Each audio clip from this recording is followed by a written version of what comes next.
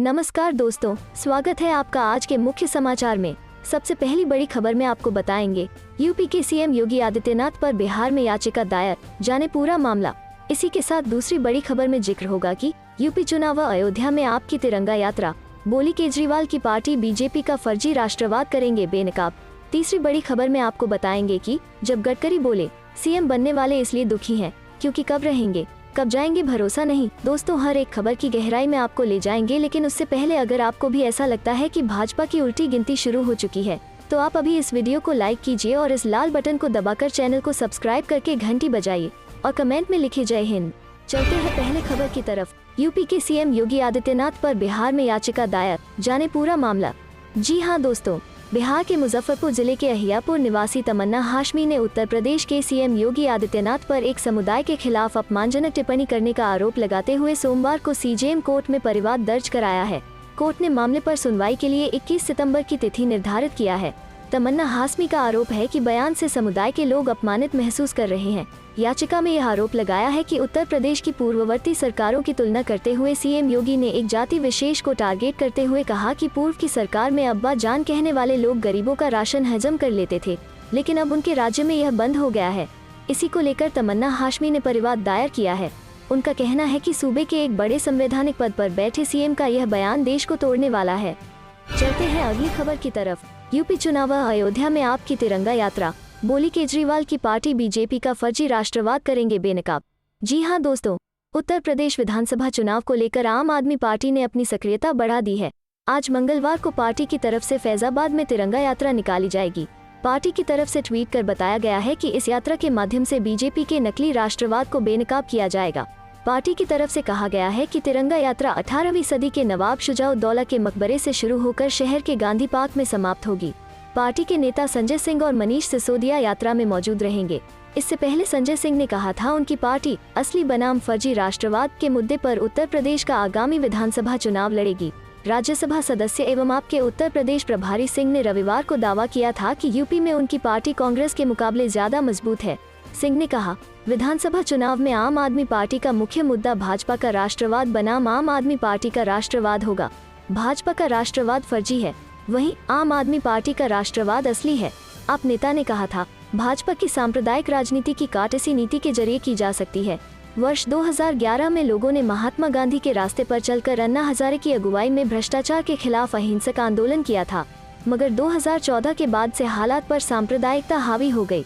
उन्होंने कहा था, लोगों के मन में हम यह भावना उत्पन्न करेंगे कि वे खुद से यह सवाल पूछे कि नफरत की राजनीति से उन्हें क्या मिला।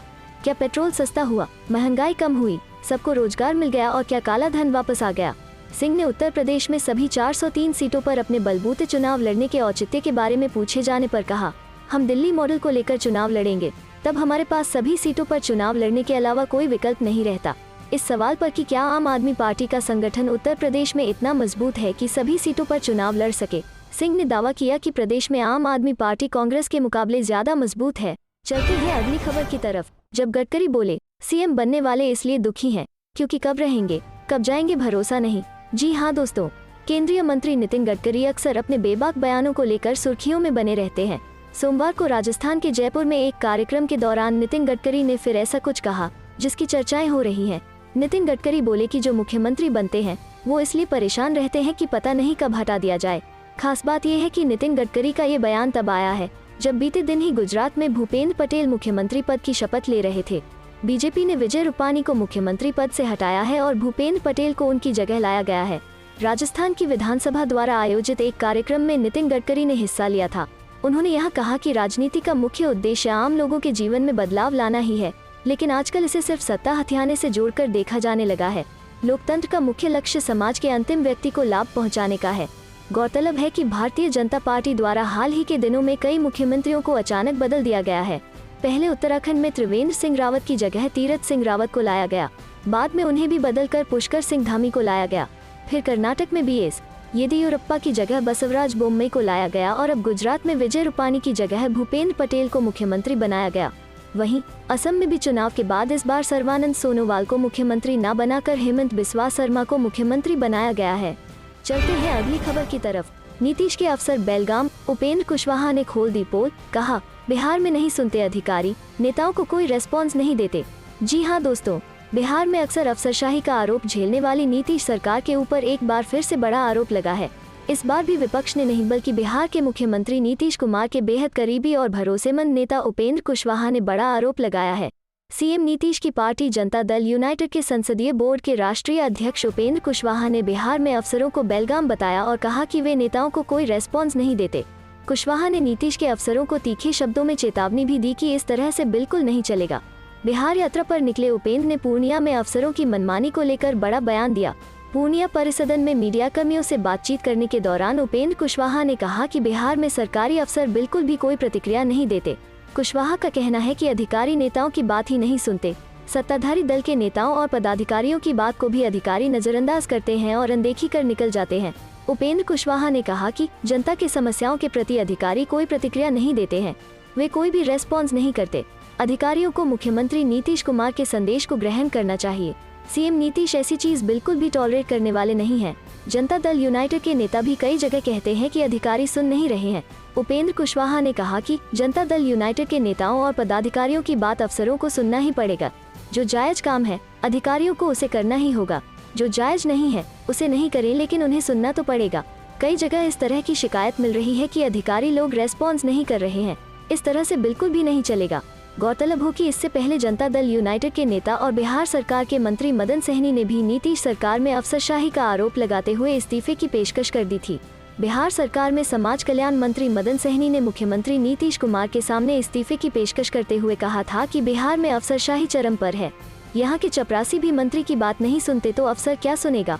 चलते हैं अगली खबर की तरफ। सत्तारूढ़ दल को मजबूती से टक्कर देगी कांग्रेस, 10 लाख तक बढ़ाएगी सदस्य संख्या।